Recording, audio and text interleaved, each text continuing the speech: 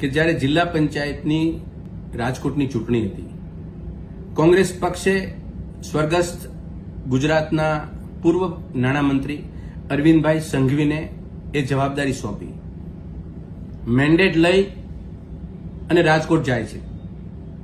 ત્યારે વિઠ્ઠલભાઈ એ કોંગ્રેસ પક્ષમાં હતા. વિઠ્ઠલભાઈએ અરવિંદભાઈને કીધું કે તમે જે મેન્ડેટ લાવ્યા છો એ બધા કોરા અમને આપી દો. અરવિંદભાઈએ દલીલ કરી. એ દલીલના અંતે નિર્ણય એવો લીધો, કોંગ્રેસ પક્ષે એને કોરા મેન્ડેટ આપ્યા. વિઠ્ઠલભાઈની દલીલ એ હતી કે તમારે જિલ્લા પંચાયત જોઈએ છે ને, મારા ઉપર ભરોસો રાખો. કોંગ્રેસ પક્ષે એમના ઉપર ભરોસો રાખ્યો. જિલ્લા પંચાયત કોંગ્રેસની બની અને જિલ્લા પંચાયતના પ્રમુખ પદે ડાયાભાઈ પટેલની વરણી થઈ. આ કોંગ્રેસ પક્ષનું નેતૃત્વ અને જે રાજનીતિક આગેવાનો કોંગ્રેસ પક્ષના છે એમના વચ્ચેનો એક ભરોસો અને એક કડી હતી જે કોંગ્રેસ પક્ષમાં જોવા મળતી હતી. વિઠ્ઠલદાસ એ કોંગ્રેસના એક કદ્દાવર નેતા હતા.